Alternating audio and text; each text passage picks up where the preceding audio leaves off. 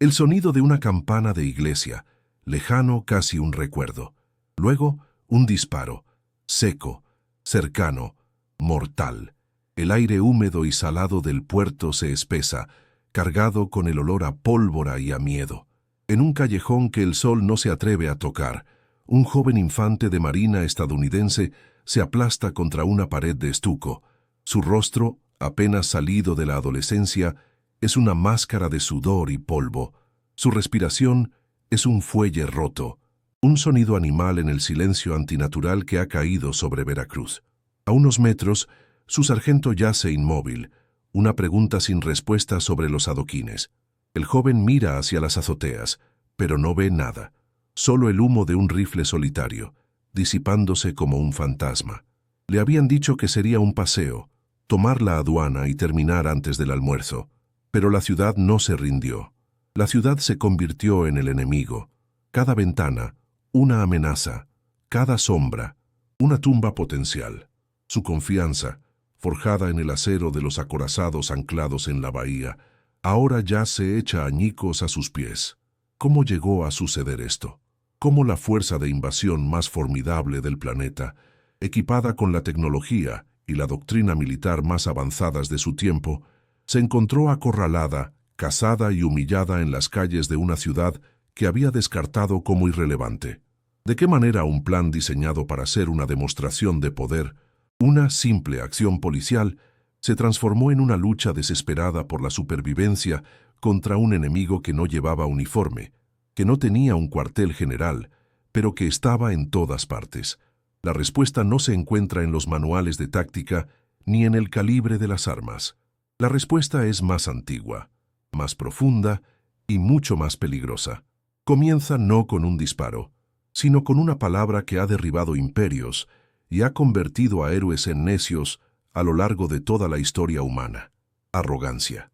Para entender la trampa de Veracruz, primero debemos entender la ceguera del orgullo que la construyó. A principios de 1914, en los salones de poder de Washington y en los camarotes de los almirantes anclados en el Golfo de México, el problema de México no se discutía en el lenguaje de la guerra, sino en el de la administración. Era visto como una cuestión de saneamiento, una anomalía geopolítica que necesitaba una corrección firme y eficiente. La doctrina Monroe ya no era una teoría, sino un permiso grabado en el alma de la nación, y el destino manifiesto era el motor silencioso que impulsaba cada decisión. Para los hombres que planificaban la intervención en Veracruz, no se trataba de una invasión a una nación soberana. Se trataba de poner orden en el patio trasero, de una simple acción policial a escala internacional. La premisa era tan simple como incuestionable: la civilización y el orden fluían hacia el sur desde el Río Grande, y era su deber, su carga, asegurarse de que ese flujo no encontrara obstáculos.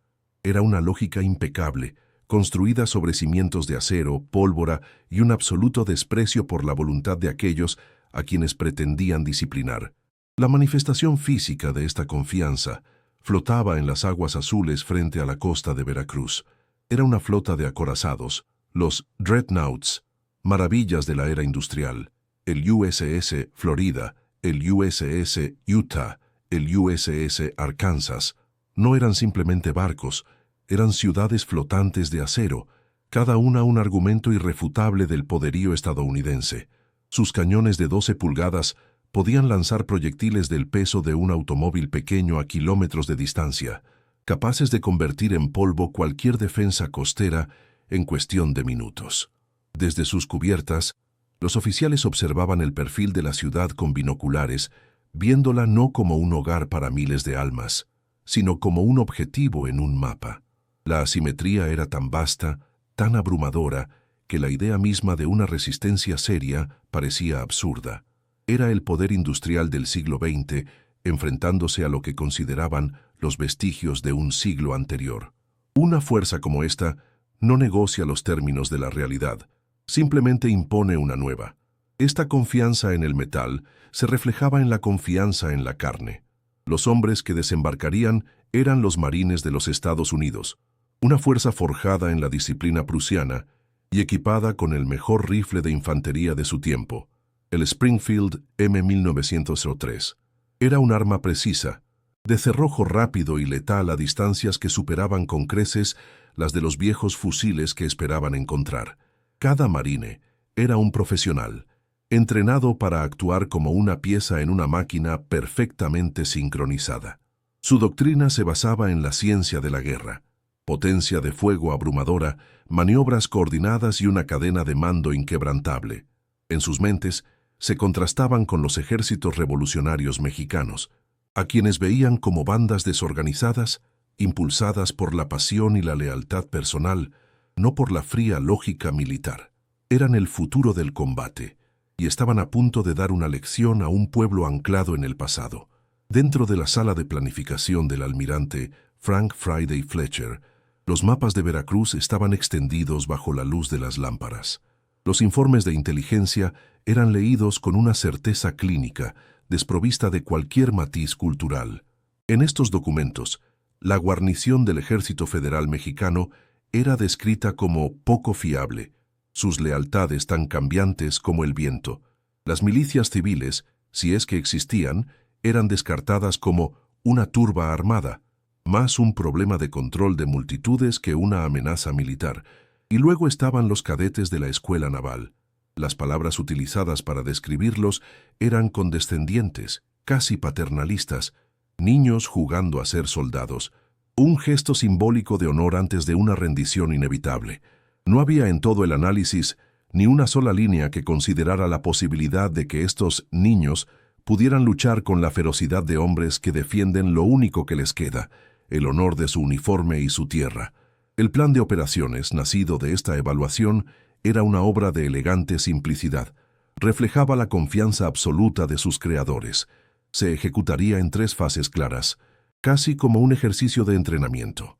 Primero, un desembarco anfibio rápido y decisivo, asegurando los muelles antes de que cualquier resistencia pudiera organizarse.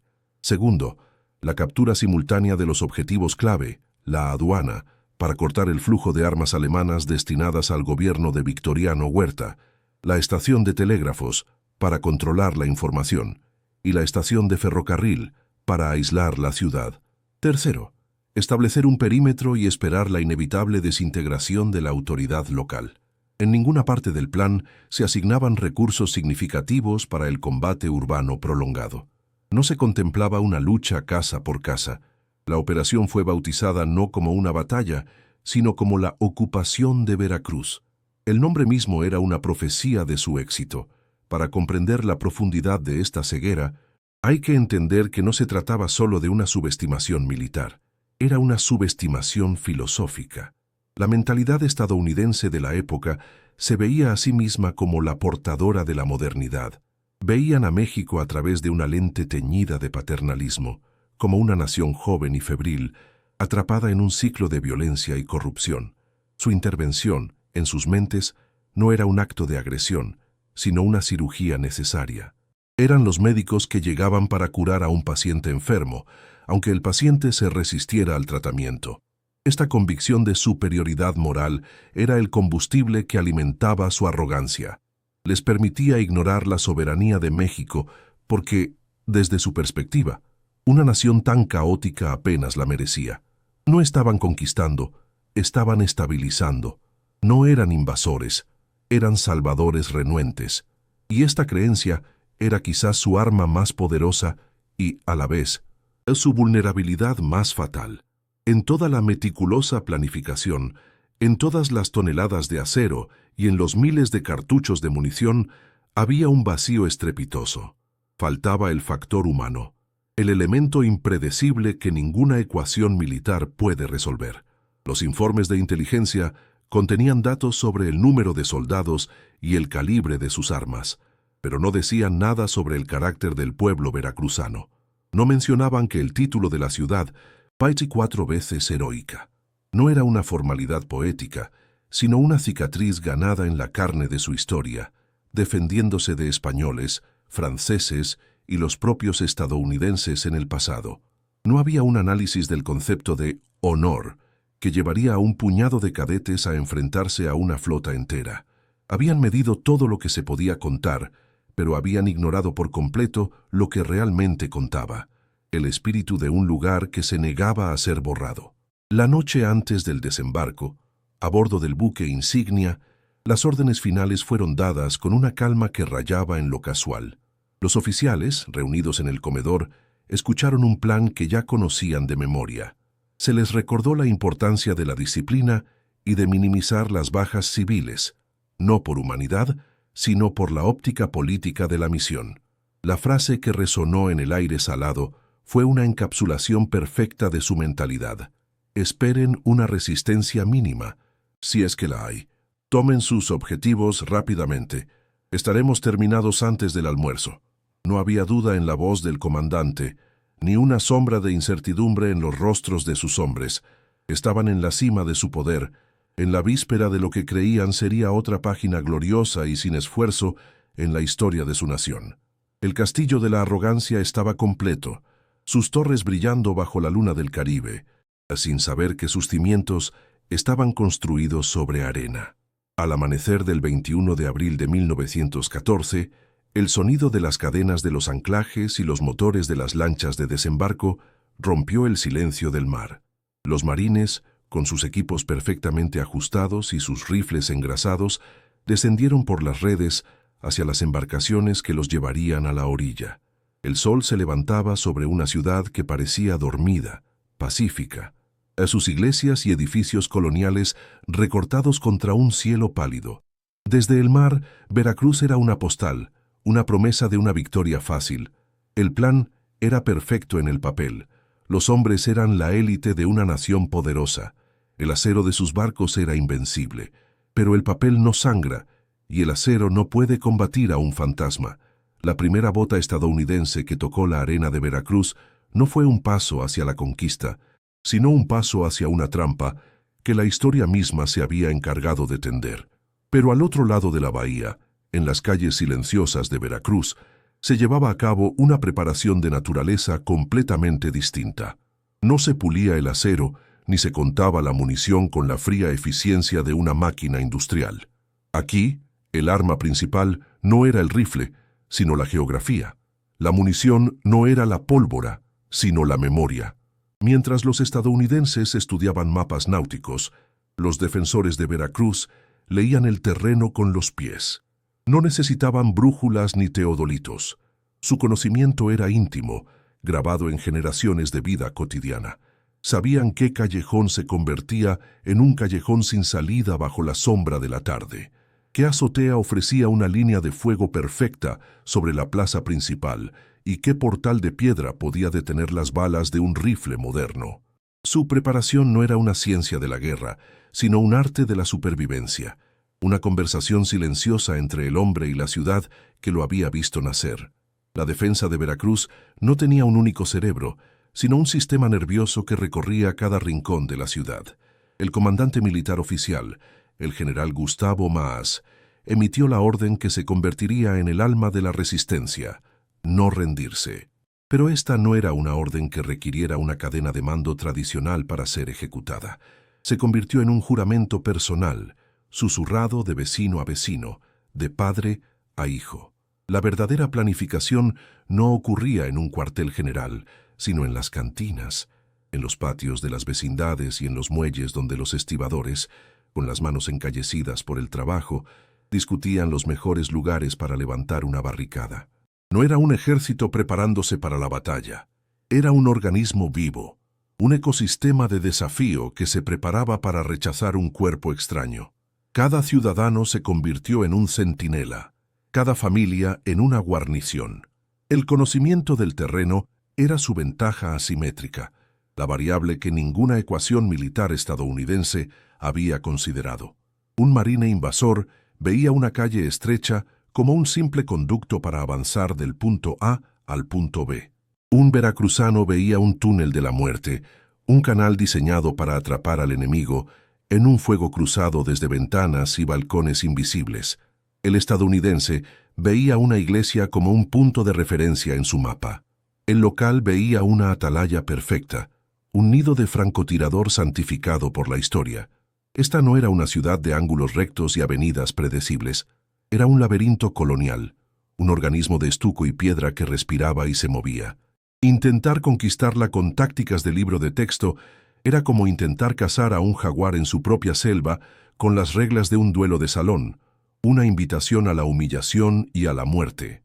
Frente a los modernos rifles Springfield M1903, los defensores de Veracruz oponían un arsenal heterogéneo, casi un museo de conflictos pasados, viejos fusiles Mauser, algunos Remington de la Revolución, revólveres personales y escopetas de caza. En papel, era un desajuste ridículo, una broma. Pero la doctrina de la defensa no se basaba en la cadencia de fuego, sino en la economía de la bala. Cada disparo debía tener un propósito. No se trataba de ganar un tiroteo, sino de ganar tiempo, de sembrar el caos, de convertir la confianza del invasor en una paranoia paralizante. Un solo disparo desde una azotea, preciso y letal, seguido de un silencio absoluto, era psicológicamente más devastador que una andanada de artillería. No estaban luchando una guerra de desgaste material, estaban librando una guerra contra la moral del enemigo, un tiro a la vez. En el corazón de esta resistencia yacía el alma de la heroica escuela naval militar. Aquí, los defensores no eran veteranos curtidos, sino cadetes, jóvenes cuyas edades apenas sumaban 2 décadas. Sin embargo, no eran niños jugando a ser soldados. Eran los herederos de un juramento sagrado, un eco viviente de los niños héroes que se habían arrojado al vacío en Chapultepec antes que rendirse a otro ejército estadounidense. Su entrenamiento no solo les había enseñado a marchar y a disparar, les había inculcado un concepto del honor tan rígido y tan inquebrantable como el acero de un cañón. Para ellos, la defensa de su escuela no era una decisión táctica, sino una obligación existencial. Rendirse era impensable, porque significaría traicionar no solo a su bandera, sino a los fantasmas de todos los que habían muerto por ella antes que ellos. Y luego estaba la ciudad misma, la población civil que los informes de inteligencia estadounidenses habían descartado como una masa pasiva. Se equivocaban de una manera fundamental. El pueblo de Veracruz no era un espectador, era el protagonista. Los trabajadores portuarios, que conocían cada grúa y cada almacén, se convirtieron en saboteadores. Los telegrafistas, que manejaban los nervios de la comunicación, se convirtieron en espías. Las mujeres, desde sus cocinas y balcones, se convirtieron en vigías, transmitiendo los movimientos del enemigo con un sistema de señales tan antiguo como la propia ciudad. Un marine que avanzaba por una calle no solo se enfrentaba a un soldado, se enfrentaba a los ojos de cientos de personas que lo veían como una profanación de su hogar. La ciudad no solo albergaba a la resistencia, la ciudad era la resistencia. La filosofía detrás de esta defensa era una expresión de lo que a veces se ha llamado, con una mezcla de respeto y temor, la malicia indígena. No se trata de maldad, sino de una forma superior de inteligencia adaptativa, la capacidad de convertir la debilidad en fuerza y de utilizar la mentalidad predecible del enemigo en su contra. Sabían que no podían ganar una batalla campal, así que se negaron a ofrecer una. Su estrategia era la del escorpión, pequeña, subestimada, pero letal cuando el enemigo se acerca demasiado. No buscaban detener la marea de la invasión, sino convertirse en el arrecife oculto sobre el cual el casco del acorazado se rasgaría. Su objetivo no era la victoria en el sentido convencional, sino hacer que el precio de la ocupación fuera tan insoportablemente alto en sangre y honor que la victoria del invasor se sintiera, al final, como una derrota. Esta feroz voluntad de defender su tierra no surgió de la nada. Estaba inscrita en el nombre mismo de la ciudad, 4 veces heroica. Cada palabra de ese título había sido pagada con sangre, en 1825, contra los últimos reductos españoles. En 1838, contra la flota francesa en la Guerra de los Pasteles.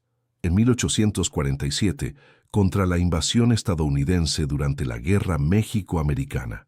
Y ahora, en 1914, estaban a punto de ganarse ese título por 4ª vez.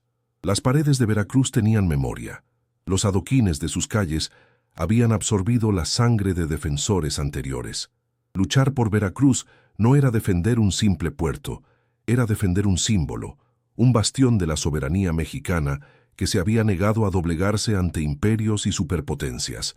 Los invasores de 1914 no lo sabían, pero no estaban atacando una ciudad, estaban profanando un monumento. Así, mientras las lanchas de desembarco estadounidenses surcaban las tranquilas aguas de la bahía, en la mañana del 21 de abril, se dirigían hacia dos versiones muy diferentes de la misma ciudad. En sus mapas, veían una cuadrícula de calles, objetivos numerados y puntos de resistencia insignificantes. Pero en la orilla, esperándolos, no había un ejército, sino el alma de un pueblo. Un alma que había convertido cada ventana en un ojo vigilante, cada sombra en una emboscada potencial y cada ciudadano en un soldado de una guerra invisible. El plan perfecto, nacido de la arrogancia y la tecnología, estaba a punto de colisionar con una realidad mucho más antigua y brutal.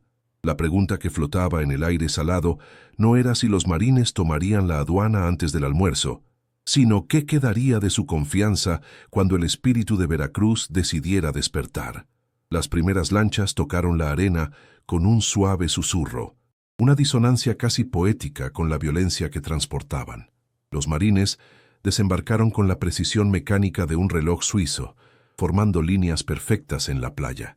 Cada movimiento era un eco de incontables horas de entrenamiento en Parris Island y Quantico. Se movían como un solo organismo, un engranaje perfecto de acero y voluntad, diseñado para imponer el orden a través de la abrumadora aplicación de la fuerza. La ciudad frente a ellos parecía confirmar sus expectativas más optimistas. Estaba silenciosa, casi dormida bajo el sol de la mañana. No había cañones en las murallas, ni trincheras en las calles. El aire salado olía a mar y a flores, no a pólvora. Para el joven marín que daba sus primeros pasos en tierra extranjera, la tensión de la anticipación comenzó a disolverse en una especie de aburrimiento profesional. Esto, se dijo a sí mismo, era exactamente como lo habían descrito los oficiales. Un simple despliegue, una demostración de poder sin oposición. El primer objetivo, la aduana, cayó sin un solo disparo serio. Un puñado de guardias federales, sorprendidos y superados en número, arrojaron sus rifles al suelo con una resignación casi teatral. En menos de una hora, la bandera estadounidense ondeaba sobre el edificio, una declaración nítida y visible del nuevo orden. Los mensajes enviados de vuelta a la flota eran concisos y rebosantes de confianza. Objetivo primario asegurado. Resistencia insignificante. Procediendo según el plan. Para el almirante Fletcher, observando desde el puente de su acorazado, cada informe era una confirmación de su evangelio estratégico. La superioridad tecnológica y doctrinal no era una teoría, era una ley física del universo, y se estaba desarrollando ante sus ojos. La operación no solo iba bien, iba a la perfección. La arrogancia en esos primeros momentos no parecía un defecto, sino simplemente una evaluación precisa de la realidad. El castillo que habían construido en sus mentes parecía inexpugnable. Pero entonces, algo cambió. No fue un evento, sino la ausencia de ellos. A medida que las primeras patrullas avanzaban hacia el corazón de la ciudad, el silencio que los había recibido en la playa se transformó. Ya no era el silencio de una ciudad que duerme, sino el de una que observa, el bullicio normal de un puerto activo, los gritos de los vendedores, el traqueteo de los carros, las campanas de las iglesias marcando la hora, se había desvanecido por completo. En su lugar había una quietud antinatural, un vacío sonoro que parecía tener peso y textura. Las calles, que deberían haber estado llenas de vida, estaban desiertas. Las pesadas puertas de madera estaban cerradas, las ventanas selladas por sus postigos. Era como si la ciudad entera contuviera la respiración, esperando. Para los marines en el terreno, entrenados para reaccionar al ruido de la batalla, este silencio era más desconcertante que cualquier grito de guerra. Era el latido oculto de un enemigo que aún no había decidido mostrar su rostro. La primera grieta en la armadura de la perfección no fue causada por una bala, sino por la atmósfera misma. El equipo de radio, una maravilla de la tecnología moderna que conectaba a los oficiales en tierra con el cerebro naval en el mar, comenzó a fallar. Las voces se convirtieron en un chisporroteo de estática hostil antes de desaparecer por completo. En el informe del oficial de comunicaciones, la causa fue atribuida al calor extremo y la humedad imprevista. La explicación era lógica, técnica e incorrecta. El calor de Veracruz no era simplemente un factor climático, era un arma pasiva, un anticuerpo del propio entorno que comenzaba a rechazar la tecnología extranjera. Para el mando no fue una alarma, sino una simple molestia, un recordatorio de la ineficiencia inherente a estas latitudes. No podían concebir que el silencio en sus auriculares fuera un acto deliberado, el primer paso de la ciudad para aislar a sus invasores, para hacerlos sordos antes de hacerlos sangrar. Poco después, la maquinaria de guerra encontró un obstáculo más tangible. Un carro pesado, cargado con una ametralladora Gatling y cajas de municiones, se atascó irremediablemente en lo que los mapas impecables describían como una calle adoquinada. Pero bajo una fina capa de polvo y tierra, los adoquines habían sido removidos, creando una trampa de arena blanda. Los marines, sudando bajo el sol implacable, empujaron y maldijeron, sus botas hundiéndose en el terreno traicionero. El oficial a cargo lo reportó como un problema de infraestructura primitiva, otra marca en la larga lista de deficiencias del país que habían venido a corregir. La idea de que la calle hubiera sido saboteada deliberadamente, que fuera una emboscada sin tirador, era demasiado sutil, demasiado maquiavélica para su forma de pensar. Estaban preparados para un asalto frontal, no para una guerra librada con palas y paciencia. Su avance, que debía ser un torrente, se había reducido a un goteo frustrante. Luego, la inteligencia humana demostró ser tan falible como la mecánica. Un informante local, un hombre con una sonrisa servil y ojos que no revelaban nada, se acercó a una patrulla con una noticia urgente. Un pequeño grupo de soldados federales, afirmó, estaba escondiendo un depósito de armas en un almacén cercano. Era el tipo de información que los estadounidenses esperaban. Una prueba de que la población local estaba ansiosa por cooperar. Un destacamento fue enviado de inmediato, moviéndose con rapidez por los estrechos callejones. Encontraron el almacén exactamente donde el hombre había dicho. Estaba vacío. Y la única puerta por la que habían entrado conducía a un patio sin salida. No hubo una emboscada, ni un solo disparo. Solo el sonido de una tranca de hierro cayendo en la distancia, y la súbita y helada comprensión de que habían sido llevados a una jaula. Fue una lección silenciosa en geografía y humillación, impartida por un enemigo que ni siquiera se había molestado en estar presente. En el puesto de mando improvisado en la aduana, estos incidentes se registraban en la bitácora como eventos inconexos, como la fricción normal de cualquier operación militar. El fallo de la radio se anotó como falla de equipo, el carro atascado como error topográfico, la información falsa como inteligencia poco fiable. La arrogancia de los comandantes actuaba como un filtro, impidiéndoles ver el patrón que se estaba formando. Su doctrina militar les había enseñado a buscar ejércitos, frentes y líneas de batalla. No estaban entrenados para reconocer una guerra de 1000 susurros, una sinfonía de resistencia tocada en una clave que no podían oír. Consideraban estos problemas como evidencia de la incompetencia de México, sin darse cuenta de que eran, de hecho, la primera demostración de su astucia letal. Estaban mirando directamente a la cara de la estrategia enemiga y, cegados por el orgullo, no veían absolutamente nada. Pero para los hombres que caminaban por esas calles silenciosas, la perspectiva era radicalmente diferente. La confianza con la que habían desembarcado se estaba evaporando lentamente, reemplazada por una ansiedad corrosiva. El sol ya no calentaba, quemaba con intención. El silencio ya no era pacífico, era amenazante. Cada ventana cerrada ya no era una simple característica arquitectónica, sino un ojo que juzgaba, un posible nido de francotirador.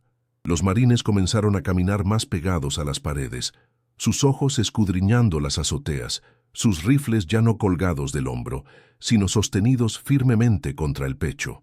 La ciudad, que en los mapas era una simple cuadrícula de objetivos, se había transformado en un laberinto viviente y hostil. El enemigo no se veía, pero se sentía en todas partes, en la quietud del aire, en la forma en que las sombras se alargaban en los callejones, en la mirada fugaz de un rostro que desaparecía tras una cortina. Era como si un gran maestro de ajedrez que ha memorizado cada apertura clásica y cada defensa siciliana, se sentara a jugar solo para descubrir que su oponente no está moviendo las piezas en el tablero. En cambio, está aflojando sutilmente las patas de la mesa, cambiando la iluminación de la habitación y susurrando dudas en un idioma que el maestro no entiende. Los estadounidenses habían venido preparados para jugar una partida de ajedrez, un juego de lógica, fuerza y estrategia predecible. Los veracruzanos, sin embargo, no tenían intención de jugar según esas reglas. Su tablero no era de 64 casillas, sino de 1000 calles y azoteas. Sus piezas no eran reyes y peones, sino el sol, las sombras y el propio silencio. La experiencia y el entrenamiento de los marines, en lugar de ser una ventaja, se estaban convirtiendo en una jaula que limitaba su capacidad para comprender la verdadera naturaleza del conflicto en el que se habían adentrado. Entonces llegó el primer disparo que importó. No fue el estruendo de una batalla, sino la precisión de una ejecución. Desde una azotea invisible, un solo rifle habló con una autoridad seca y definitiva. La bala cruzó el aire caliente y húmedo y encontró a un sargento de marines, un veterano de las campañas de Filipinas, un hombre que era la espina dorsal de su pelotón. Cayó sin un sonido, una pieza de la máquina perfecta que de repente dejaba de funcionar. El caos fue instantáneo. Los marines se lanzaron a cubierto, devolviendo el fuego a un enemigo que no podían ver, sus balas rebotando inofensivamente en las paredes de estuco. El tirador ya se había ido, desvanecido en el laberinto de la ciudad como un fantasma. En el informe oficial, el incidente sería descrito como el acto de un cobarde afortunado. Pero para los hombres que vieron caer a su líder, fue la primera frase coherente que la ciudad les había dirigido, y era una sentencia de muerte. Las grietas ya no eran incidentes aislados, comenzaban a conectarse, formando una red de fracasos que amenazaba con destrozar el plan perfecto. Sin comunicaciones fiables con la flota, los oficiales en tierra estaban operando a ciegas. Sin su artillería móvil, su potencia de fuego estaba comprometida. Con su inteligencia local demostrada como una trampa, ya no podían confiar en nadie. Y con la muerte de un suboficial respetado, la moral, el pegamento invisible que mantenía unida a la unidad, comenzaba a disolverse. El paseo por el parque se había convertido en una caminata a través de un campo minado invisible. La confianza inquebrantable que habían sentido al amanecer se estaba transformando, lenta pero inexorablemente, en una duda fría y paralizante. El castillo de la arrogancia no había sido asaltado. Simplemente estaba siendo socavado desde sus cimientos, grano de arena a grano de arena. Los comandantes estadounidenses, atrincherados en su lógica militar, seguían interpretando estos eventos como el costo esperado de la fricción en el campo de batalla. Veían el calor, el terreno y la resistencia esporádica como obstáculos a superar, no como una estrategia deliberada que se desarrollaba a su alrededor, pero no eran fallos técnicos, eran sílabas, no eran contratiempos, eran advertencias. La ciudad de Veracruz les estaba hablando en un lenguaje de silencio, sabotaje y muerte selectiva, un idioma que ellos, en su supuesta superioridad, eran incapaces de entender. Apenas estaban comenzando a escuchar el susurro de la trampa que se cerraba a su alrededor. La pregunta que flotaba ahora en el aire, más pesada que la humedad, era qué sucedería cuando ese susurro finalmente se convirtiera en un rugido. El disparo solitario que derribó al sargento no fue un final, fue una declaración de intenciones. A partir de ese momento, la naturaleza del conflicto se transformó. Los incidentes aislados comenzaron a entrelazarse, formando una telaraña de hostigamiento tan sutil como letal. El silencio de las calles ya no era simplemente la ausencia de sonido. Se convirtió en una presencia palpable, un depredador invisible que acechaba a los marines en cada esquina. El sol del mediodía, antes un simple inconveniente climático, ahora se sentía como el ojo de un dios hostil, observando desde un cielo de acero. Los hombres comenzaron a desarrollar lo que llamarían la mirada de Veracruz, una tensión constante en el cuello, los ojos siempre escaneando las azoteas y las ventanas oscuras, buscando la fuente de una amenaza que nunca se materializaba del todo. La ciudad no era un escenario, era un cazador, y su paciencia era infinita. Esta guerra psicológica se libraba con las armas más simples, una teja que caía accidentalmente desde un techo, haciendo que un pelotón entero se lanzara al suelo. El sonido de una puerta cerrándose de golpe en un callejón vacío, un eco que resonaba como un disparo en la quietud opresiva. Los niños, que antes huían de los soldados, ahora los observaban desde los portales con una quietud antinatural, sus ojos oscuros siguiendo cada uno de sus movimientos antes de desaparecer en las sombras. Para los marines, entrenados para enfrentarse a ejércitos en formación, esta resistencia amorfa era enloquecedora. No había un enemigo al que disparar, ni una posición que tomar.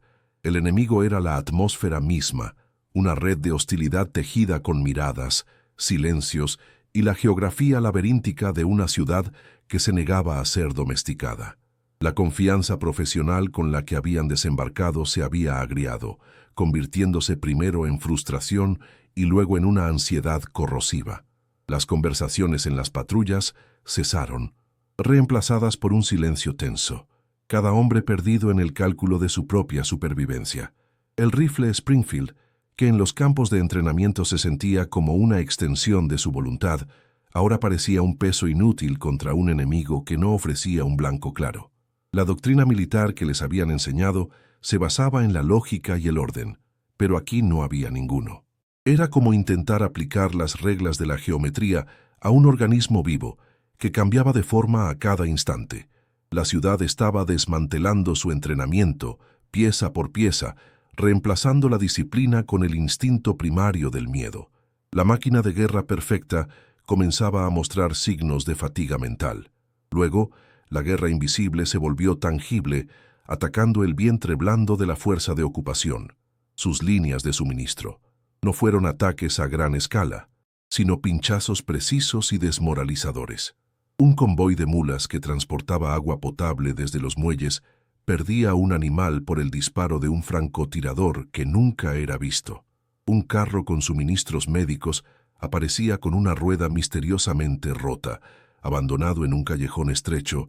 Pequeños depósitos de municiones, dejados bajo guardia, eran saboteados durante la noche, la pólvora arruinada con agua o arena.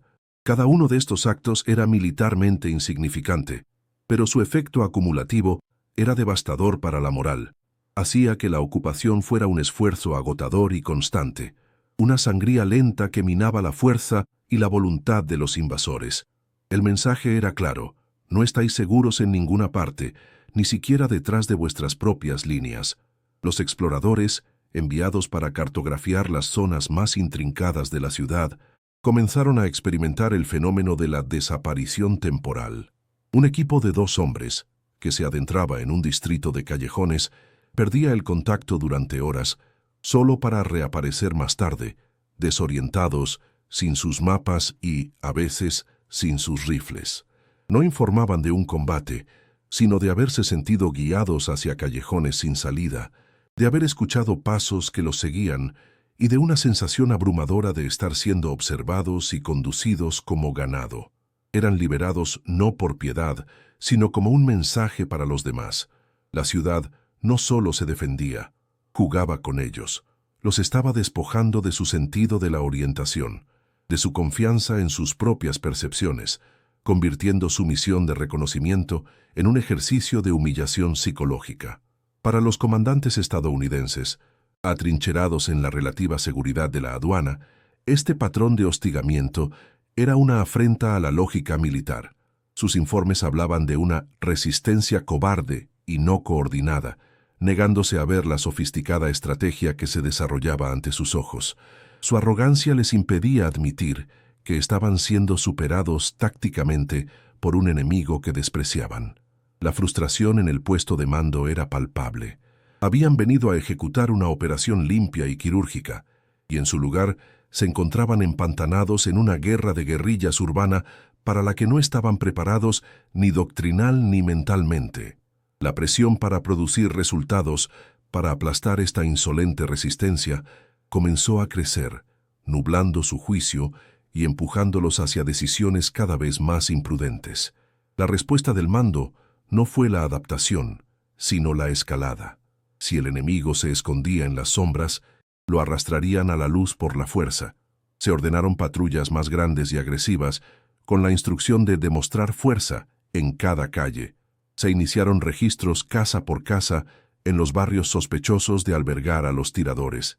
Estas acciones, diseñadas para intimidar y retomar el control, tuvieron el efecto exactamente contrario. Cada puerta derribada, cada hogar violado, no era una demostración de poder, sino una ofensa personal al honor de sus habitantes. Cada acto de agresión no aplastaba la resistencia, la alimentaba, convirtiendo a ciudadanos indecisos en combatientes furiosos. Estaban intentando apagar un incendio con gasolina, hundiéndose más y más en la trampa que la ciudad les había tendido. El laberinto urbano, que ya era un desafío, se convirtió en una trampa mortal con estas nuevas tácticas. Las patrullas más grandes eran blancos más fáciles. Al adentrarse más en los barrios, se alejaban de sus puntos de apoyo, volviéndose vulnerables. Los marines se encontraron luchando no solo contra tiradores invisibles, sino contra la propia arquitectura. Un balcón se convertía en un nido de ametralladora improvisado. Un sistema de túneles de drenaje se transformaba en una ruta de escape para los guerrilleros. La ciudad, que había sido construida a lo largo de siglos para la vida comunitaria, se reveló como una fortaleza natural diseñada para la defensa. Cada decisión agresiva de los comandantes era anticipada y contrarrestada por el conocimiento íntimo que los veracruzanos tenían de su propio hogar. Los invasores estaban jugando una partida de ajedrez en un tablero tridimensional cuyas reglas no entendían. La erosión de la moral se aceleró. El cansancio, provocado por el calor implacable y la vigilancia constante, comenzó a hacer mella. Los hombres se volvieron irritables. Su disciplina se relajó. Los disparos nerviosos a sombras y ruidos se hicieron comunes, gastando munición preciosa y revelando sus posiciones. La certeza de su causa, la convicción de que eran los portadores del orden y la civilización, se disolvió en el sudor y el miedo de las calles de Veracruz. Ahora luchaban no por la doctrina Monroe ni por el destino manifiesto, sino por el instinto más básico, sobrevivir hasta el siguiente amanecer. La diferencia entre el invasor y el invadido se estaba difuminando. Ambos estaban atrapados en el mismo infierno, pero solo uno de ellos lo llamaba hogar. En Washington, los informes edulcorados del almirante Fletcher pintaban un cuadro de una operación que avanzaba con dificultades menores pero previsibles. Pero la verdad comenzaba a filtrarse a través de los corresponsales de guerra que acompañaban a las tropas. Sus despachos hablaban no de una acción policial, sino de una guerra de avisperos, de una ciudad que mordía a sus ocupantes con una ferocidad inesperada. La narrativa de una victoria fácil y sin esfuerzo se estaba desmoronando, tanto en el terreno como en la opinión pública. La brecha entre la arrogancia del plan original y la brutalidad de la realidad se estaba convirtiendo en un abismo. Para los comandantes en Veracruz, esta presión añadía una capa más de desesperación. Necesitaban una victoria decisiva, un golpe de gracia que pusiera fin a esta humillante sangría. Fue esta desesperación la que los llevó a fijar su atención en un único punto del mapa, la heroica Escuela Naval Militar. Los informes de inteligencia, aunque poco fiables, indicaban que la resistencia más organizada y simbólica emanaba de allí. En la mente de los oficiales estadounidenses, la escuela se convirtió en la encarnación de la desafianza de la ciudad. Era el corazón que bombeaba la sangre de la rebelión. Su lógica era simple y brutal. Si podían aplastar ese corazón, el resto del cuerpo se rendiría. Dejaron de pensar en términos de pacificación y comenzaron a pensar en términos de aniquilación. La toma de la escuela ya no era un objetivo táctico. Se había convertido en una obsesión, una forma de vengar su orgullo herido. Las órdenes fueron redactadas con una nueva y sombría determinación. Ya no se hablaba de minimizar las bajas. El objetivo era tomar el edificio a cualquier costo. Se movilizaron las unidades más frescas, se prepararon las ametralladoras y se planificó un asalto frontal. Era un regreso a la doctrina que conocían, una aplicación de fuerza abrumadora contra un objetivo fijo. Se sentían de nuevo en control, volviendo a un tipo de guerra que entendían. Creían que estaban a punto de dar el golpe final que rompería la voluntad de Veracruz. En su ceguera, no se dieron cuenta de que no estaban iniciando el final de la batalla, sino que estaban marchando voluntariamente hacia su clímax, hacia el mismo lugar donde la resistencia los había estado esperando desde el principio. El sol comenzaba a descender, tiñendo de naranja las paredes de estuco de la ciudad. Las sombras se alargaban, convirtiendo los callejones en ríos de oscuridad.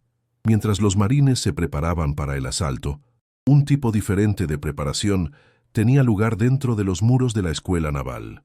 Allí los cadetes no revisaban mapas, recitaban los nombres de los héroes de Chapultepec, no contaban sus balas, reafirmaban su juramento a la bandera. Los estadounidenses creían que iban a atacar un edificio defendido por niños jugando a ser soldados. Estaban a punto de descubrir que no estaban asaltando una estructura de ladrillo y mortero, sino un altar. Y en ese altar, el honor de una nación estaba a punto de exigir un sacrificio de sangre. La espiral de tensión había llegado a su punto culminante. Cada pequeño fracaso, cada señal ignorada, cada acto de arrogancia, había conducido a este momento. La fuerza de invasión más poderosa del planeta, frustrada, humillada y enfurecida, se preparaba para lanzar todo su poder contra un puñado de jóvenes defensores. Era la confrontación que la ciudad había estado esperando, la que había provocado con su guerra de 1000 susurros. El plan perfecto de los invasores se había reducido a un acto de furia desesperada. Pero ¿qué sucede cuando la fuerza bruta choca contra una convicción inquebrantable? ¿Qué pasa cuando el acero se enfrenta al espíritu? La noche estaba a punto de caer sobre Veracruz, y con ella llegaría la respuesta. El cerco invisible, tejido con silencio y sangre, se había cerrado. Pero no eran los marines los que habían rodeado a la ciudad. Era la ciudad la que, de una manera mucho más profunda, los había rodeado a ellos. Los había aislado de sus barcos, de su tecnología, de su propia confianza. Los había conducido a través de un laberinto de frustración hasta el mismo centro de su trampa. Y ahora, mientras las primeras unidades comenzaban a moverse hacia la escuela naval, avanzaban no como conquistadores, sino como víctimas que caminaban hacia el altar de su propia arrogancia. El momento de la verdad no solo estaba cerca, era inevitable. La decisión de asaltar la escuela naval fue, en esencia, la admisión de un fracaso total, fracaso de la inteligencia, que había subestimado al enemigo, fracaso de la estrategia, que no había previsto una guerra de guerrillas, y sobre todo, fracaso de la filosofía, que no había comprendido el poder del espíritu humano para resistir la opresión. Al concentrar su furia en un solo edificio, el mando estadounidense creía estar simplificando el problema, reduciéndolo a una ecuación de potencia de fuego que podían ganar. No entendían que estaban a punto de enfrentarse a la única fuerza contra la cual sus cañones y sus rifles eran completamente inútiles, la fuerza de una leyenda a punto de nacer. El aire de la tarde, espeso y cargado de salitre, se tensó como la cuerda de un arco. Hacia la escuela naval convergían las columnas de marines. Sus movimientos ya no eran los de una fuerza de ocupación segura de sí misma, sino los de un depredador herido que busca un golpe final y desesperado. La frustración había reemplazado a la estrategia. El objetivo ya no era táctico, sino catártico. Querían borrar la fuente de su humillación del mapa. En sus mentes, la escuela era el corazón de la resistencia, un tumor que debía ser extirpado con la fuerza abrumadora del acero. Planearon un asalto frontal, un despliegue de manual de potencia de fuego, creyendo que la ciencia de la guerra, aplicada con suficiente brutalidad, podría finalmente imponerse a la anarquía de aquella ciudad desafiante. No se daban cuenta de que estaban marchando, con una precisión suicida, hacia el único lugar en Veracruz donde la batalla no se libraría en sus términos, sino en los de la historia. Dentro de aquellos muros, la preparación era de una naturaleza diferente. No había el ruido metálico del equipo, sino el silencio solemne de un juramento a punto de ser sellado con sangre. Los cadetes, algunos apenas con el vello del bigote, se movían con una calma que desmentía su edad. No eran simplemente soldados defendiendo una posición, eran acólitos en un templo, preparándose para el sacrificio final. Su comandante, el comodoro Manuel Azueta, no les dio una arenga sobre la victoria, sino sobre el deber. Su arma más formidable no eran los pocos fusiles Mauser que tenían, ni la ametralladora solitaria que habían emplazado. Su verdadera arma era la arquitectura del edificio mismo, un laberinto de corredores, patios interiores y gruesos muros de adobe que conocían como la palma de su mano. No se preparaban para ganar una batalla, sino para convertirse en una leyenda. El asalto comenzó con un rugido ensordecedor. Las ametralladoras de los marines abrieron fuego, barriendo la fachada de la escuela en una demostración de poderío industrial. Cientos de rifles Springfield se unieron al coro, sus balas arrancando trozos de estuco y piedra. Los marines avanzaron en oleadas disciplinadas, esperando que la pura densidad de su fuego suprimiera cualquier respuesta. Pero la respuesta no vino de donde esperaban. No hubo una línea de fuego coherente desde las ventanas del frente. En cambio, los primeros disparos de los defensores fueron como el picotazo de un escorpión, rápidos, precisos y desde ángulos imposibles. Un oficial estadounidense cayó, alcanzado desde una ventana lateral que se suponía fuera del campo de tiro. Otro se desplomó, víctima de una bala que parecía haber venido desde el techo. El edificio no estaba devolviendo el fuego, estaba desangrando al enemigo. La táctica de los cadetes era la encarnación de la malicia indígena, una sinfonía de geografía y economía de la fuerza. Un cadete disparaba 2 veces desde una ventana del segundo piso, no para matar, sino para hacer que los marines se cubrieran en una dirección específica. Mientras estaban inmovilizados, otro cadete, que se había movido a través de un pasadizo interior desconocido para los invasores, abría fuego desde una ventana del primer piso en su flanco expuesto. Utilizaban los ecos dentro de los patios para hacer que una sola ametralladora sonara como 3. No estaban librando un tiroteo, estaban dirigiendo una orquesta de muerte, usando su conocimiento íntimo del edificio para convertir la fuerza numérica de los estadounidenses en una debilidad fatal. Cada rincón era una trampa, cada corredor un canal hacia una emboscada. Era la guerra asimétrica en su forma más pura y letal. Para los marines en el terreno, el orden del universo se había invertido.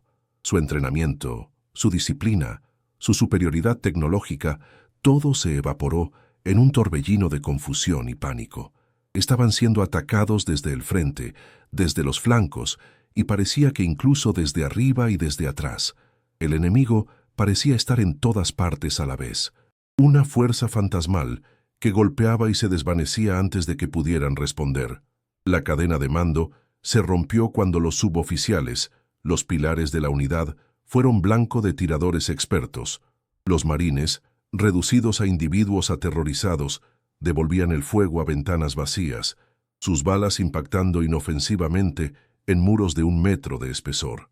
No estaban luchando contra un ejército de niños jugando a ser soldados. Estaban luchando contra el fantasma vengativo de la propia escuela. En medio de este caos, un acto de valor singular se convirtió en el epicentro moral de la batalla. El teniente José Azueta, hijo del comodoro, viendo que sus compañeros estaban siendo diezmados por una ametralladora estadounidense, hizo lo impensable. Arrastró su propia ametralladora al medio de la calle, completamente expuesto, y abrió fuego. Era un acto suicida, una invitación a la muerte, pero logró su propósito. El fuego enemigo se concentró en él, dándole a los otros cadetes preciosos segundos para reposicionarse y contraatacar desde nuevos ángulos.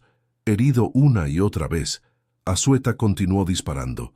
Su desafío un grito de guerra solitario contra el poder de una nación. No estaba luchando por la táctica, estaba encarnando el honor de México en un solo acto de sacrificio sublime. El sonido de la desesperada defensa de Azueta y sus compañeros cadetes fue la chispa que incendió la pradera. Se extendió por las calles de Veracruz no como un informe de batalla, sino como una llamada a las armas. La resistencia pasiva de la ciudad, la guerra de susurros y sabotajes, explotó en una furia abierta, Las ventanas que habían permanecido cerradas se abrieron de golpe. Desde las azoteas que habían estado silenciosas, aparecieron figuras, estibadores, panaderos, oficinistas, ancianos, armados con viejos rifles de la Revolución, escopetas de caza y pistolas que habían estado escondidas bajo las tablas del suelo. El pueblo de Veracruz se unió a la batalla. La emboscada ya no estaba contenida en la escuela. La ciudad entera se había convertido en la emboscada. Los marines que asaltaban la escuela se encontraron de repente atrapados en un fuego cruzado tridimensional. Mientras estaban inmovilizados por los cadetes al frente, las balas comenzaron a llover sobre ellos desde las azoteas a sus espaldas y los balcones a sus flancos. Las calles que habían usado para avanzar se convirtieron en túneles de la muerte. No había dónde cubrirse, no había un lugar seguro. Era como haber pateado un hormiguero del tamaño de una ciudad. La fuerza de asalto, la punta de lanza del poderío estadounidense, se encontró aislada, rodeada y siendo sistemáticamente desmantelada. Ya no eran los cazadores, eran la presa, atrapada en el corazón del laberinto que habían despreciado tan arrogantemente. Fue en este momento que la superioridad del rifle Springfield M1903 se volvió trágicamente irrelevante. Un marine podía ser capaz de acertar a un blanco a 800 metros, pero esa habilidad era inútil cuando su enemigo era un trabajador portuario de 60 años disparando una escopeta cargada con clavos desde una azotea a 20 metros por encima de él. En el combate urbano cercano y caótico, la precisión tecnológica fue superada por la ferocidad y el conocimiento del terreno. Los defensores no necesitaban ser grandes tiradores, solo necesitaban disparar hacia abajo, hacia las calles abarrotadas de uniformes de color caqui. La batalla se había convertido en la prueba definitiva de que la verdadera fuerza de un arma no reside en su diseño, sino en la voluntad inquebrantable de la mano que la empuña. Para el comandante estadounidense en el terreno, el momento de la verdad llegó no con el impacto de una bala, sino con una comprensión helada y devastadora. Mirando a sus hombres caer, escuchando los disparos desde todas las direcciones, finalmente vio la trampa en toda su aterradora brillantez. No habían sido atraídos a una emboscada en la escuela naval. La escuela era solo el cebo. La emboscada era Veracruz, toda la ciudad, cada calle, cada edificio, cada ciudadano. Su plan perfecto, su asalto decisivo, se había desintegrado en una lucha desesperada por la supervivencia. El orgullo que lo había impulsado se hizo añicos, reemplazado por la amarga y humillante necesidad de salvar lo que quedaba de su fuerza. La arrogancia había chocado con la realidad, y la realidad estaba ganando. La admisión final y más humillante del fracaso resonó desde el mar. Incapaces de extraer a sus hombres atrapados, los comandantes tomaron la única decisión que les quedaba. Dieron la orden que ningún oficial quiere dar jamás. Pidieron a los acorazados, los símbolos de su invencibilidad, que abrieran fuego sobre la ciudad. Los enormes cañones de 12 pulgadas del USS Chester y otros buques de guerra, diseñados para hundir otras naves de acero, se giraron y lanzaron sus proyectiles sobre los barrios residenciales que rodeaban la escuela. Era un acto de desesperación ciega, una demostración de poder que solo servía para subrayar su impotencia. El arma más sofisticada del mundo se estaba utilizando no en una batalla naval, sino para bombardear casas de civiles en un intento por salvar a sus soldados de élite de una turba de ciudadanos armados. Al amparo de este bombardeo indiscriminado, los marines finalmente lograron tomar lo que quedaba de la escuela naval, pero no fue una captura, fue una profanación. Encontraron un edificio en ruinas, sus paredes acribilladas, sus pasillos llenos de humo y los cuerpos de sus jóvenes defensores. Los cadetes habían luchado hasta el final, fieles a su juramento. No se habían rendido. Habían obligado a la armada más poderosa del planeta a reducir su propia escuela a escombros para poder reclamarla.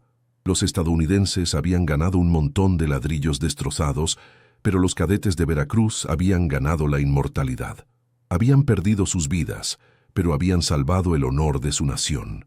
El asalto a la escuela, que debía ser el golpe de gracia para terminar la resistencia, se convirtió en su catalizador. La batalla no terminó, se extendió. La furia por el bombardeo y el sacrificio de los cadetes convirtió cada barrio en una fortaleza. La simple acción policial se había transformado de manera irrevocable en una guerra urbana total, sangrienta y sin cuartel. El mando estadounidense había perdido por completo el control de la situación. Su plan estaba en ruinas, sus tropas desmoralizadas y su aura de invencibilidad, hecha jirones en las calles de una ciudad que se habían atrevido a subestimar. El punto de inflexión no fue una maniobra táctica, sino un colapso psicológico. La imagen que definiría la batalla no sería la de la bandera estadounidense ondeando sobre la aduana, sino la de un joven marine, cubierto de polvo y de la sangre de sus compañeros, acurrucado detrás de una barricada improvisada, su mirada perdida no en el enemigo, sino en el caos incomprensible que lo rodeaba.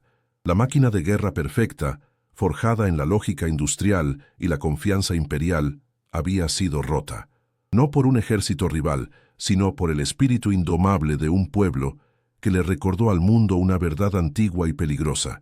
La arrogancia es la invitación que la historia extiende a la catástrofe. Cuando el último eco de los cañones navales se desvaneció en el mar, no fue la calma de la victoria lo que descendió sobre Veracruz, sino un silencio denso y sepulcral, puntuado por el crepitar de los incendios y los gemidos de los heridos. Para los marines que finalmente ocuparon las ruinas humeantes de la escuela naval, no hubo euforia. Se movían como espectros a través de un paisaje de su propia creación, sus rostros cubiertos por una mezcla de pólvora y vergüenza. Habían tomado el objetivo, sí, pero el edificio era un esqueleto destrozado, un monumento a su propia brutalidad. La victoria tenía el sabor amargo de las cenizas. Miraban los cuerpos de los jóvenes cadetes, a menudo más pequeños en la muerte de lo que habían parecido en la batalla, y en la quietud de sus rostros no veían un enemigo vencido, sino el reflejo de una convicción que ellos mismos habían perdido en algún lugar de aquellas calles laberínticas. Habían ganado el terreno, pero la batalla había arrancado algo fundamental de su interior, dejándolos con una cáscara vacía de triunfo. En el puesto de mando improvisado en la aduana, la atmósfera era de un pánico controlado. El flujo de información, que al amanecer había sido un torrente de éxitos predecibles, se había convertido en un goteo de informes de bajas, solicitudes desesperadas de refuerzos y relatos confusos de una resistencia que surgía de la nada. El comandante, un hombre cuya carrera se había construido sobre la lógica impecable de la fuerza, miraba los mapas extendidos sobre la mesa como si fueran textos en un idioma arcano que ya no podía leer. Cada calle marcada, cada plaza, ya no representaba un objetivo táctico, sino una tumba potencial. Su mano temblaba imperceptiblemente al levantar el auricular para informar a la flota. Las palabras que salieron de su boca eran un hilo quebrado, un intento de tejer una narrativa de control sobre un tapiz de caos absoluto. No estaba informando de una victoria, estaba confesando, en el código militar del eufemismo, la humillación de haber sido superado, burlado y desangrado por un enemigo que había declarado irrelevante. Fue en ese momento de conmoción y fracaso estratégico cuando comenzó la segunda batalla, la batalla por la narrativa. Los despachos oficiales que cruzaron el Golfo de México hacia Washington no hablaban de una emboscada a nivel de ciudad ni de una fuerza de invasión paralizada por civiles. En su lugar, el lenguaje se volvió cuidadosamente ambiguo. La resistencia de los cadetes fue descrita como la de un núcleo de fanáticos bien atrincherados. La insurrección ciudadana se transformó en ataques esporádicos de elementos desleales. Las bajas estadounidenses, mucho más altas de lo previsto, fueron etiquetadas como lamentables, pero dentro de los parámetros aceptables, para asegurar un objetivo estratégico vital. Era el primer borrador de una mentira oficial, una capa de barniz burocrático aplicada sobre la herida abierta del orgullo nacional. El papel, a diferencia de las calles de Veracruz, no sangraba, y en él la humillación podía ser reescrita como un heroísmo calculado, una ficción necesaria para un imperio que no podía permitirse admitir que había sido vencido por el espíritu de un pueblo. Mientras tanto, en las zonas de la ciudad de donde los estadounidenses se habían retirado o que aún no habían alcanzado, se desarrollaba una escena de un orden completamente diferente. No había pánico, solo una dignidad sombría y eficiente. Los ciudadanos que habían luchado desde las azoteas ahora emergían para cuidar de los suyos. No eran una turba, sino una comunidad herida que se unía. Las mujeres organizaban estaciones de ayuda improvisadas, rasgando sábanas para hacer vendas. Los hombres, con una calma reverente, recogían los cuerpos de los caídos, cubriendo sus rostros con una ternura que contrastaba violentamente con la furia de la batalla. Los pocos oficiales del ejército mexicano que quedaban, en lugar de intentar una retirada caótica, coordinaban la atención a los heridos. Su profesionalismo no nacido de un manual, sino forjado en el fuego del sacrificio. No había gritos de victoria, porque el precio había sido demasiado alto. En su lugar, había el silencio resuelto de un pueblo que había mirado al abismo y se había negado a retroceder.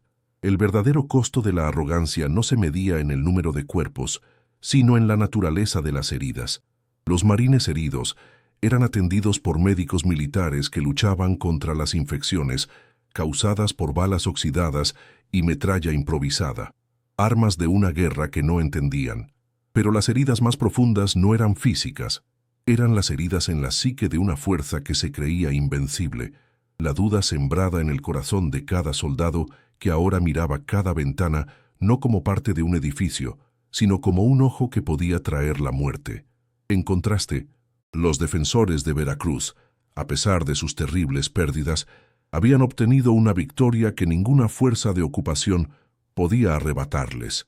Habían reafirmado su identidad, sellando su título de heroica con la sangre de sus hijos. Los estadounidenses podían controlar las calles durante el día, pero la noche y el alma de la ciudad pertenecían para siempre a los fantasmas de aquellos que se habían negado a rendirse. Cuando el sol finalmente se desangró sobre el horizonte, tiñendo de un rojo fúnebre el humo que aún se elevaba de la ciudad, la polvareda comenzó a asentarse sobre una nueva y amarga realidad. La simple acción policial había terminado. En su lugar, comenzaba una ocupación hostil, una guerra de baja intensidad que se libraría en cada callejón oscuro y en cada mirada desafiante. Los comandantes estadounidenses habían logrado su objetivo físico, pero al hacerlo, habían perdido algo infinitamente más valioso, la ilusión de su propia superioridad moral y táctica.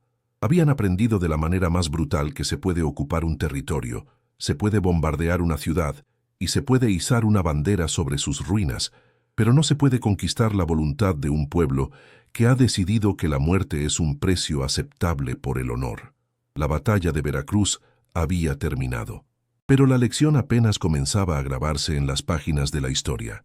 La retirada estadounidense de Veracruz, meses después, no se llevó a cabo con los desfiles y las fanfarrias de una victoria contundente, sino con la discreción silenciosa de quien abandona la escena de un error de cálculo monumental. En los informes oficiales, la operación fue catalogada como un éxito. Se había evitado la llegada de armas alemanas y se había demostrado la resolución de Estados Unidos. Pero para los hombres que habían luchado en esas calles, para los marines cuyas botas habían pisado los adoquines manchados de sangre, la verdad era mucho más compleja. Dejaban atrás una ciudad físicamente sometida, pero espiritualmente intacta, indomable. Se llevaban consigo no solo a sus muertos y heridos, sino una cicatriz invisible en su psique colectiva, la incómoda memoria de haber sido superados no por un ejército, sino por el alma misma de un lugar que se habían atrevido a despreciar.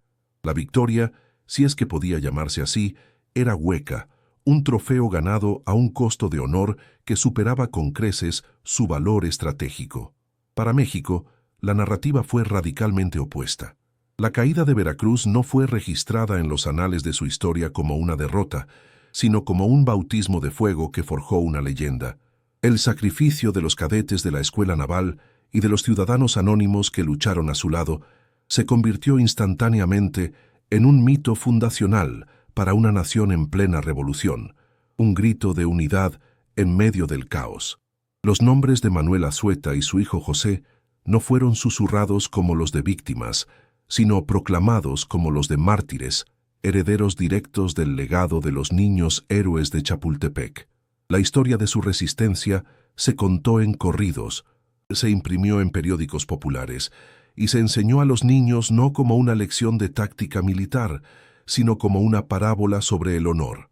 Demostraron que, incluso frente a una derrota inevitable, la voluntad de no rendirse es, en sí misma, la victoria más profunda y perdurable. La batalla de Veracruz obligó al mundo a reevaluar la naturaleza misma de la fuerza militar mexicana. El estereotipo del soldado revolucionario, impulsado únicamente por la pasión y la lealtad a un caudillo, fue destrozado. En su lugar, emergió la imagen de un combatiente de un tipo diferente, un guerrero asimétrico, cuya principal arma no era su rifle, sino su inteligencia adaptativa. La defensa de la ciudad no fue un estallido caótico de violencia, sino una obra maestra de guerra de guerrillas urbana, una sinfonía de resistencia que utilizó cada callejón, cada azotea y cada sombra como un instrumento. La malicia indígena dejó de ser un término despectivo para convertirse en una descripción respetuosa de una doctrina de combate sofisticada, la capacidad de convertir la debilidad material en una ventaja táctica y psicológica, demostrando que el cerebro más astuto puede superar al músculo más fuerte. Del otro lado de la frontera, el ejército estadounidense aprendió una lección de humildad que resonaría durante décadas. La trampa de Veracruz se convirtió en un caso de estudio no oficial, un cuento con moraleja susurrado en las academias militares sobre los peligros de la arrogancia imperial. Forzó a los estrategas a confrontar la aterradora complejidad del combate urbano, un entorno donde la superioridad tecnológica podía ser neutralizada por el conocimiento del terreno y donde cada civil podía ser un combatiente potencial. Los manuales tuvieron que ser reescritos para incluir capítulos sobre la guerra asimétrica y la importancia de la inteligencia cultural. La experiencia demostró de manera sangrienta que la preparación para la guerra no consiste solo en contar barcos y rifles, sino en comprender el corazón y la mente del adversario, una lección que las superpotencias a lo largo de la historia han tenido que aprender una y otra vez, a menudo de la manera más dolorosa posible. Este episodio no fue un evento aislado en la crónica de la ciudad, fue la culminación de su destino. El título de 4 veces heroica, que ya era un motivo de orgullo, se grabó a fuego en la identidad de Veracruz. La defensa de 1914 se unió a las luchas contra los españoles en 1825, los franceses en 1838 y los propios estadounidenses en 1847, completando un ciclo de desafío que abarcaba casi un siglo. Cada una de estas batallas había sido contra un enemigo abrumadoramente superior en número y tecnología, y en cada ocasión la ciudad había respondido no con una rendición pragmática, sino con una resistencia que parecía brotar de la tierra misma. La ocupación de 1914 no fue, por tanto, una sorpresa trágica, sino la reafirmación de un carácter inmutable, la prueba definitiva de que el puerto de Veracruz no era simplemente un lugar en un mapa, sino un bastión del espíritu indomable de México. Y ahora, finalmente, podemos regresar a ese callejón oscuro donde comenzó nuestra historia, a ese joven infante de marina aplastado contra la pared, el rostro una máscara de sudor y miedo. Ahora entendemos la profundidad de su conmoción. No es solo el terror de la batalla lo que lo paraliza, sino el colapso de todo su universo. Le habían dicho que traía orden a un pueblo caótico, civilización a una tierra primitiva. Y, sin embargo, se encuentra casado, superado en astucia y humillado por fantasmas que se desvanecen en el humo. Su rifle de precisión es inútil, su entrenamiento irrelevante. En sus ojos vemos la quiebra de una ideología, la comprensión repentina y brutal de que la narrativa de superioridad que le habían contado era una mentira. Él es el rostro humano de la arrogancia, confrontada por una verdad que no puede procesar, que en esta tierra él no es el cazador, sino la presa. La historia de Veracruz, en su esencia, es una parábola atemporal sobre el peligro de la soberbia. La arrogancia es como una fortaleza que un imperio construye a su alrededor. Sus muros son altos, hechos de acero, tecnología y la convicción de su propia rectitud. Pero esta fortaleza tiene un defecto fatal. No tiene ventanas, ciega a quienes están dentro, impidiéndoles ver la realidad del mundo exterior, la dignidad, la inteligencia y la voluntad de aquellos a quienes desprecian. Los planificadores estadounidenses se encerraron en una fortaleza así, convencidos de su invencibilidad. No entendieron que el pueblo de Veracruz no necesitaba asaltar sus muros. Simplemente esperaron a que los invasores salieran de su fortaleza y entraran en su mundo, un mundo cuyas reglas no estaban escritas en manuales militares, sino en la memoria de la tierra y la sangre de sus ancestros. La verdadera batalla de Veracruz no se libró entre rifles Springfield y fusiles Mauser. Se libró entre lo tangible y lo intangible. Por un lado, el poder cuantificable del acero, la pólvora y la doctrina industrial. Por el otro, fuerzas que no pueden medirse ni pesarse. El conocimiento íntimo de cada adoquín y cada sombra. Un concepto del honor que valora el sacrificio por encima de la supervivencia. Y un amor por la propia tierra tan profundo que convierte a un panadero en un soldado y a un oficinista en un héroe. Los estadounidenses vinieron preparados para una guerra de física, una simple ecuación de fuerza, pero los veracruzanos los arrastraron a una guerra de metafísica, un conflicto donde el espíritu y la memoria demostraron ser armas mucho más formidables que cualquier cañón de un acorazado. Hoy, ese espíritu perdura. El eco de los disparos de 1914 se ha desvanecido, pero la leyenda que forjaron es más fuerte que nunca. Está inscrita en los monumentos de la ciudad, en los nombres de sus calles y, lo más importante, en el corazón de su gente. La historia de los cadetes no es una reliquia polvorienta, sino una memoria viva, un recordatorio constante para cada nueva generación de mexicanos de lo que son capaces cuando están unidos en la defensa de su soberanía. Es una fuente de orgullo que no se basa en la conquista de otros, sino en la indomable negativa a ser conquistados. Veracruz se erige no solo como un puerto bullicioso en el Golfo de México, sino como un testimonio eterno de que la dignidad de una nación no es algo que se pueda ocupar o negociar. Al final, la lección de Veracruz es tan simple como profunda, una verdad grabada a fuego en las paredes de la historia. Nos enseña que se puede bombardear una ciudad, se puede ocupar su territorio y se puede izar una bandera extranjera sobre sus edificios. Pero nunca se puede conquistar el alma de un pueblo, porque la verdadera medida de la fuerza no reside en el poder de la tecnología que un ejército puede desplegar, sino en la convicción inquebrantable de la gente que defiende su hogar, un pueblo para quien cada grano de su tierra es, y siempre será, sagrado.